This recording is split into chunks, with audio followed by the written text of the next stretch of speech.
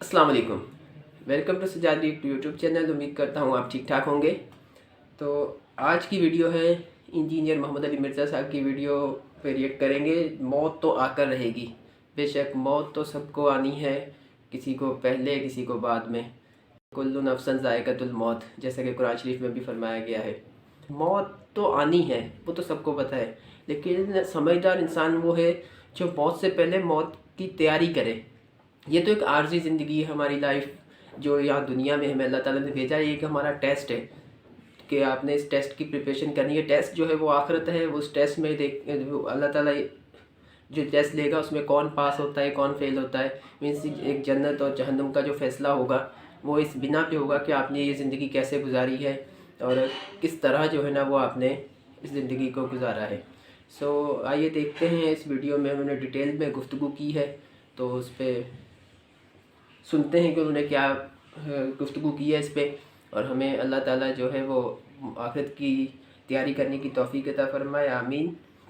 Let's start the video. और इससे पहले अगर आप मेरे चैनल पर नए हैं तो मेरे चैनल को सब्सक्राइब कीजिएगा और बेल आइकन को दबाना बिल्कुल ना भूलिएगा, ताकि हर आने वाली वीडियो आपको मिल सके। अब एक बहुत बड़ा यूनिवर्सल ट्रूथ आ रहा है।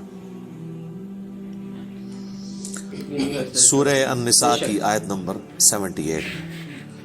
आईना मा तकूनू, तुम जहां कहीं पर भी हो, युद्रिकुमुल मौत, मौत तुम्हें आकर रहेगी। वलौ कुंतुम फी बुरूजिम मुशय्यदा, चाहे तुम अपने आप को मजबूत किलों में भी बंद कर लो ना, मौत वहां भी तुम्हें आ जाएगी। मौत से कोई भाग नहीं सकता। यानी दुनियावी तौर पे कोई शख्स मजबूत किले में आ जाए कि मुझे को मारने के लिए अंदर नहीं आएगा, सर बाहर से तो अंदर आने की जरूरत नहीं है। अंदर जो कुछ आपके अंदर है वो आपको मारने के लिए काफी है। Heart failure, kidney failure, cancer, कोई भी बीमारी लग सकती है। बाहर की ट्रैफिक को तो किसी हद तक आप मैनेज कर सकते हैं, लेकिन जो अंदर चल रहा है वो तो इतना कॉम्प्लेक्स निजाम है कि जरा सी भी आपकी सिर्फ जो सेल्स की खोलियों की डिस्ट्रीब्यूशन जरा सी भी डिस्टर्ब हो जाए, कैंसर बन जाता है। इसके ऊपर किसी का कंट्रोल है? कितनी यंग डेथ्स आप आए दिन सुनते रहते हैं। 25 साल का लड़का था जी, 30 साल का लड़का था जी, हार्ट फेलियर से मर गया जी। ये भी जो अफनान भाई बता रहे थे, इनके दोस्त सैरी करके सोए, उठे ही नहीं है। 27-28 साल उम्र है। तो वो अल्लाह ताला ने हर शख्स को जो टाइम दिया है वो, लिहाजा जिस तरह अल्लाह को एक मानना जरूरी है ना, और इसमें कोई शक नहीं है एक ईमान वाले शख्स के लिए, इस तरह बिल्कुल इस तरह ये मानना जरूरी है कि जो रात बाहर है कब्र की वो अंदर नहीं है, और जो अंदर है वो बाहर नहीं हो सकती। एक लम्हे, कुरान में कई जगह ये टॉपिक है कि जब मौत आएगी एक लम्हे ना आगे होगी ना पीछे। फिर सूरह आल इमरान के कॉन्टेक्स्ट में तो अल्लाह ताला ने यहां तक फरमाया, जब मुनाफिकीन ने कहा ना कि हमने अपने भाइयों से कहा था कि गज़वे उहद में ना जाओ, ना ये जाते और ना ये कत्ल होते, तो अल्लाह ताला ने फरमाया इस तरीके से कोई मौत टाल सकता है? तुम लोग भी जो अपने घरों में बैठे हुए हो ना, और तुम्हारी जान बख्शी हो गई है, तुम ये समझ रहे हो कि क़िताल में ना जाने की वजह से तुम बच गए हो। अगर तुम्हारी मौत भी अल्लाह ने मुकद्दर की होती तो तुम खुद ब खुद अपनी मक्तल गाहों की तरफ खींचे चले आते। और इसको सपोर्टिव हदीस है सही मुस्लिम की। नबी अलैहिस्सलाम ने ग़ज़वा बदर से एक दिन पहले जमीन पे लकीरें खींची थी। कल यहां पे अबू जहल की लाश पड़ी होगी, कल यहां पे उतबा की लाश पड़ी हुई होगी, और सहाबा इकराम कहते हैं अल्लाह की कसम अगले दिन हमने उनकी लाशें एग्जैक्ट उन्हीं जगहों पे देखी। यानी अल्लाह ताला ने अपने नबी को वही के जरिए बता दिया था कल यहां पे लाशें पड़ी होंगी। तो वो अल्लाह ने उनका मौत का वक्त मुकर्रर किया हुआ था, और नबी इस्लाम को बता दिया, आप ने अपनी उम्मत तक वो पैगाम पहुंचा दिया। यहां पे अगर कोई कहता भी है ना जी कि जी वो जी जेड़ी रात कबर है जी वो बाहर नहीं, जेड़ी बाहर है अंदर नहीं है, ये अक्सर वो बदमाश गुंडे और डॉन कह रहे होते हैं जो कातलाना हमले में अपने दूसरे जो मुकाबिल डॉनों से बच जाते हैं ना, तो फिर वो कहते हैं और जी जेड़ी लिही है ना जी वो तो पूरी करनी है ना जी, इंज तो नहीं को मार सकता। फिर साथ ये भी जुमला बोलेंगे कि जी वो जो है ना मारने वाले से बचाने वाला जो है वो ذات بڑی ہے، اور بھائی مارنے والے بھی اللہ کی ذات ہے، بچانے والی بھی اللہ کی، کوئی بڑی نکی نہیں ہے، ایک کی ذات ہے جو مارتی بھی ہے بچاتی بھی ہے، اور بچاتی بھی لیکن ہے، ظاہر بے وہ اس شک۔ کانٹیکسٹ میں کہہ رہے ہوتے کہ کوئی شخص کسی کو نہیں مار سکتا، تو بالکل ٹھیک ہے۔ اب اس کے بعد ہونا تو چاہیے اس کی بقیہ کی زندگی پھر دین کے مطابق گزرے۔ بقیہ یہ ہوتا ہے کہ وہ پھر 4-5 گنڈے اور اکٹھے کر کے اپنا بدلہ اتارتا ہے اپنے مخالف سے، یہ رزلٹ نکالتا ہے اس سے۔ حالانکہ جو یہ شخص کہہ رہا ہے کہ جی جو رات قبر میں ہے وہ باہر نہیں، اور جو باہر ہے وہ اندر نہیں، اس کے بعد پھر اس کی زندگی چینج ہونی چاہیے نا، اسے اپنی موت اتنی سامنے دیکھ کے اسے اپنی آخرت کی تیاری کرنی چاہیے نا۔ لیکن وہ سورۃ الانعام میں ہے، اللہ تعالیٰ نے تو اس سے بھی بڑی بات کی ہے کہ جو نافرمان لوگ ہیں نا، اگر ہم انہیں دنیا میں دوبارہ بھی بھیج دیں نا تب بھی یہی کام کریں گے۔ یہ ہم نے سر خود دیکھا ہے، یہ آبزرو کیا ہے۔ میرے اپنے آفس کے کولیگ ایک دفعہ کراچی سے فلائٹ لے کے تو وہ آ رہے تھے اسلام آباد، تو راستے میں کافی زیادہ موسم خراب ہو گیا، تو اور آپ کو پتہ ہے جب موسم خراب ہوتا ہے تو جہاز تو پھر ایک کٹی پتنگ کی طرح ہے نا، تیز ہوا کے اندر اس کو آپ لینڈ نہیں کروا سکتے، اور اڑے گا بھی تو کتنی دیر اڑے گا؟ ایسی جگہ لے کے جانا پڑے گا جہاں پہ موسم ٹھیک ہو، اور ادھر پہنچنے سے پہلے اگر فیول ختم ہو گیا پھر تو جا کے وہ جنت یا جہنم میں ہی لینڈ کرے گا، دنیا میں نہیں لینڈ کر سکتا۔ تو وہ کہتے ہیں کہ جی بس جو لینڈنگ سے تھوڑی دیر پہلے ہی موسم خراب ہو گیا تو وہ پھر جہاز دوبارہ اٹھا لیا اس نے، پائلٹ نے، لیکن وہ جہاز قابو میں نہیں آ رہا تھا، اور آپ کو پتہ ہے وہ پھر اچانک جو ہے نا کافی زیادہ گہرائی پہ وہ نیچے آتا ہے جہاز، یعنی ہوا میں اگر وہ سپوز تقریباً یہ 747 تو 10 کلومیٹر ہائٹ تک اڑتا ہے، تو وہ 1 کلومیٹر 1 سیکنڈ میں ایک دم نیچے آتا ہے۔ وہ جب ایک دم نیچے آتا ہے نا تو وہ ظاہر ہے کہ اگر آپ نے سیٹ بیلٹ نہیں باندھی ہوئی تو آپ جا کے تو جہاز کی چھت سے جا کے لگیں گے، تو وہ بیلٹ پہلے بندھوا لیتے ہیں، اور پھر وہ اتنی زور سے کانپتا ہے۔ یہ تو میں نے خود بھی چائنا کی فلائٹ میں ایئر پاکٹس آتی ہیں پاکستان سے چائنا جاتے ہوئے، اتنی زور سے کانپتا ہے وہ جہاز کہ لگتا ہے کہ وہ یہ ابھی ٹوٹ جائے گا، ٹکڑے ٹکڑے ہو جائے گا، کیونکہ وہ ویسے تو انہوں نے ظاہر ہے وہ ہمارے علماء کرام نے تو نہیں بنایا ہوا کہ ناخالص ہو، وہ یعنی بڑا صحیح ڈیزائن کیا ہوتا ہے انجینئرز نے، اور اس کے اندر پوری ایک شاک ابزارو کرنے کی صلاحیت ہوتی ہے، وہ ہلتا بھی رہنا، وہ ٹوٹتا نہیں ہے، اس میں کافی ٹرسز لگا کے لچک موجود ہوتی ہے۔ بہرحال پھر بھی جو بندہ اندر بیٹھا ہوا ہے اس کو تو یہ سارے لوگ تو سائنسدان تو نہیں بیٹھے ہوتے، اور لگتا ہے کہ جناب ابھی جان گئی کہ، تو وہ جناب وہ کہتے ہیں کہ جی یعنی اس طرح لوگ کلمے پڑھ رہے تھے، اور جناب چیخو پکار استغفر اللہ، جیسے کہ ابھی اگر اللہ نے ان کو دوبارہ بھی دنیا میں بھیج دیا، کیونکہ اب تو ان کے آخری وقت ہی قریب آیا ہوا تھا نا، وہ ان تو یہ کنکلوڈ کر لیا، تو یہ اب جاتے ہی جو ہے نا ادھر سے مطلب سیدھا گھر نہیں جائیں گے، یہ مسجد میں جا کے پہلے وہ سنت والے 2 نفل پڑھیں گے جو سفر سے واپسی میں پڑھے جاتے ہیں، اور جتنی بے پردہ عورتیں اتریں گی یہ اتر کے اب جا کے پردہ، یعنی وہ بلکہ یہ جہاز میں بیٹھی ہوں گی اور موبائل پہ کہیں گی کہ جی برقع جو ہے خرید کے لے کے آؤ، ادو تک میں لینا ہی نہیں جہاز تو جدو تک کہ منو کو برقع نہیں دے گا، ٹھیک ہے نا جی۔ اور جو ہے نا وہ نماز کا ٹائم ہوا ہے تو وہ جہاز میں پہلے نماز پڑھیں گے تب نیچے اتریں گے، لیکن ایسا کوئی نہیں ہوتا، اس ٹائم چیخیں ہوتی ہیں اور لگتا ہے کہ جناب گئے کہ گئے۔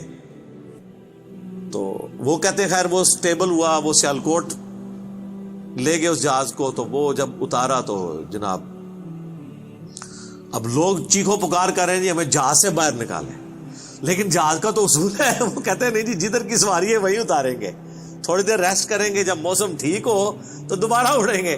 اب جو موت سامنے دیکھ کے ایک مرتبہ لینڈ کیا ہو، وہ کہتا ہے جی جناب تو وہ بتا رہے تھے کہ جہاز میں جناب انہوں نے منتیں کی، اب لاہور کی سواریاں تھیں جو وہ بھی کہہ رہی ہیں کہ جی آپ ہمیں یہاں پہ ہی اتار دیں، اسلام آباد پشاور کی سواریاں بھی تھی، وہ کہہ رہی تھی سیالکوٹ سے جناب ہم، کئی لوگوں نے کہا اسی پیدل چلے جائیں گے جناب، سانو لاؤ ہوئے تھے جہاز تو لاؤ تلے، ٹھیک ہے۔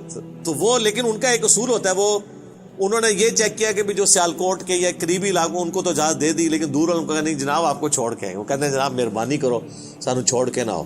تو اس طرح موت کا یعنی روب طاری ہوا ہوتا ہے۔ تو یہ یعنی بات کرنا آسان ہے، جب موت سامنے آتی ہے نا بڑے بڑے لوگ، اور یہ سورۃ الانعام میں جو اللہ تعالیٰ نے فرمایا نا کہ ہم انہیں دنیا میں دوبارہ بھیج دیں یہی کام کریں گے، تو یہ کرنا شروع ہو جاتے ہیں۔ میں خود اسلام آباد میں پشاور موڑ جو ہے نا G8 مرکز، اسے پشاور موڑ بھی کہتے ہیں، جس طرح G9 مرکز اسلام آباد میں اسے کراچی کمپنی کہتے ہیں. تو ادھر میں ایک دفعہ ایک ٹیکسی میں نے لی، تو وہ ٹیکسی والے سے میری ڈسکشن شروع ہوئی تو وہ کہنے لگا جی مجھے تو اللہ تعالیٰ نے نئی زندگی دی ہے. کہتا ہے جی میں ادھر ہی کھڑا ہوا تھا تو پیچھے سے ایک بڑا ٹریلا آ کے چڑھ گیا. یہ ٹریلے آپ کو پتہ ہے کس سپیڈ پہ چل رہے ہوتے ہیں، یہ بڑے بڑے جو وہ ڈیمپرز، جن کو ڈیمپر کہتے ہیں. اور کہتا ہے جی میں تو گھر والے بھی آ کے بس سارے رشتہ دار کے کر کے مل کے جا رہے تھے. شفا انٹرنیشنل میں وہ کئی ہفتے تک وینٹیلیٹر کے اوپر رہا.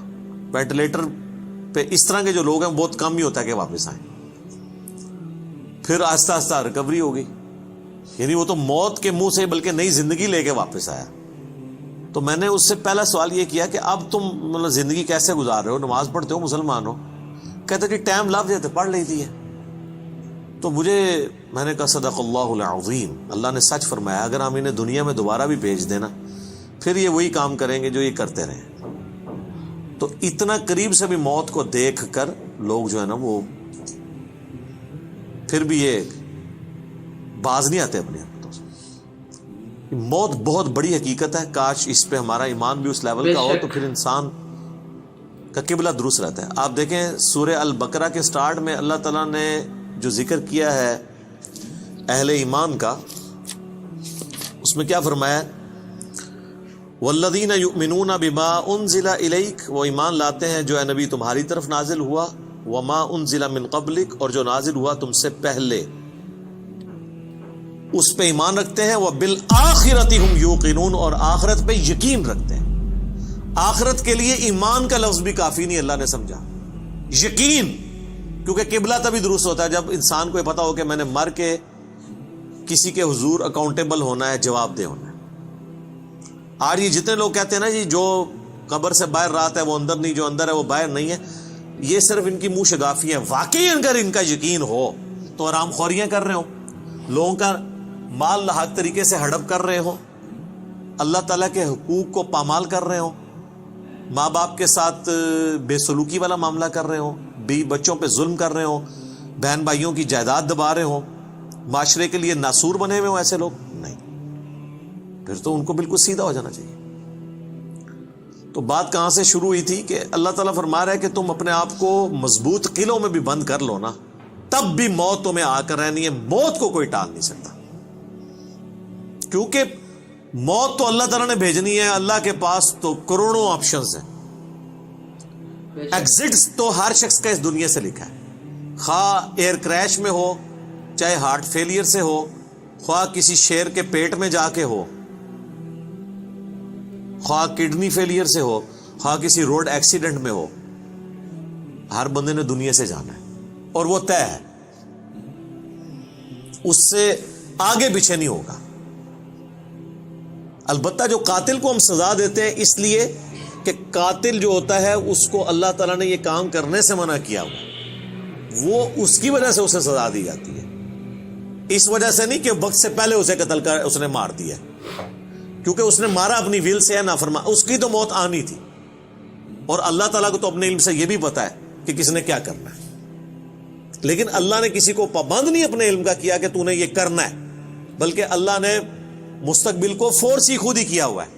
جس طرح ایک استاد جب کسی نالائق شاگرد کو پیپروں سے ایک ہفتہ پہلے کہتا ہے کہ پتر تو فیل ہو جانا ہے، اور وہ فیل ہو بھی جائے، تو اس استاد کو آگے نہیں گلا کر سکتا ہے وہ اسٹوڈنٹ کے سر جی تہاڈی زبان بڑی کالی ہے، تسی کیا سی تاں میں فیل ہویا، میں نے بڑی محنت کی تھی.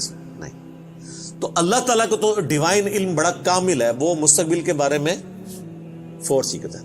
اب رہا یہ معاملہ کہ اللہ نے ہمیں اس آزمائش میں ڈالا کیوں ہے، تو وہ اللہ نے اس کو بیان کر دیا. لا یسأل عما یفعل، اللہ کو کوئی نہیں پوچھ سکتا کہ اس نے یہ کیوں کیا. وہم یسألون، اور اللہ ہر ایک کو پوچھے گا. تو ابھی تو فی الوقت اللہ نے جس امتحان میں ڈالا ہے اس میں آپ نے گیون سرکمسٹانسز میں پرفارم کرنے کی کوشش کرنی. ہماری ایک اکیڈمی کے بڑے قریبی ہمارے ممبر عمر بھائی فوت ہو گئے آلموسٹ 37 ایئرس کی ایج میں، اللہ تعالیٰ ان کی مغفرت کرے. اور ماشاءاللہ انہوں نے اپنی ینگ ایج کے اندر اپنے عقیدہ توحید کی اصلاح کی، اپنے گھر والوں تک اصلاح پہنچائی، اپنے والدین تک پہنچائی۔ خوش قسمت ہوتے ہیں وہ لوگ جو جوانی میں خود بھی توبہ کرتے ہیں اور اپنے بوڑھے بوڑھے 70-80 سال کے ماں باپ جو روایتی دین کو، قبر پرستی کے دین کو لے کے چل رہے ہوں، بزرگ بابوں کے دین کو، ان کو بھی وہ اپنے ساتھ اس رائے حق پہ لانے میں کامیاب ہو جائیں، یہ نصیب والوں کا حصہ۔ تو ان میں سے ایک ہمارے وہ عمر بھائی بھی تھے، ان کا جنازہ بھی آپ کو پتہ ہے میں نے پڑھایا تھا، جہلم کی تاریخ میں چند بڑے جنازوں میں سے تھا وہ، ہزاروں لوگ اس میں شریک تھے۔ تو ان کی اچانک ڈیتھ ہوئی ہارٹ فیلئر سے۔ ینگ ایج میں اگر کسی کو ہارٹ اٹیک ہو تو یہ چانس ہوتے ہیں کہ اس کا ہارٹ فیل ہو جائے گا، کیونکہ ہارٹ ریئیکٹ کرتا ہے، بوڑھا بندہ پھر بھی سروائیو کر جاتا ہے۔ تو مجھے صحیح طرح یاد ہے کہ وہ ان کا ہارٹ فیل ہونے سے کچھ عرصہ پہلے کی بات ہے، 2017 میں جب میرے پہ پہلی دفعہ مرڈر اٹیمپٹ ہوئی 28 اکتوبر کو، اور اس میں میرا کافی خون بھی ضائع ہوا، کافی زیادہ زخم آیا، آپ لوگوں کو پتہ ہے۔ تو اس کے بعد میں عمر بھائی کے پاس ایک دفعہ گیا، ان کے شاپ پہ، ان کی فرنیچر کا بہت بڑا کاروبار ہے جہلم میں۔ تو میں نے گپ شپ شروع ہوئی تو مجھے کہتے ہیں علی بھائی میں چاہ رہا ہوں آپ کے لیے نا کوئی باڈی گارڈ رکھ دیتے ہیں، تو میں اس کی پیمنٹ کر دیا کروں گا۔ تو میں نے ان کو کہا کہ میرے بھائی آپ کا ابھی تک یہ یقین کامل نہیں ہوا کہ موت کو کوئی ٹال نہیں سکتا۔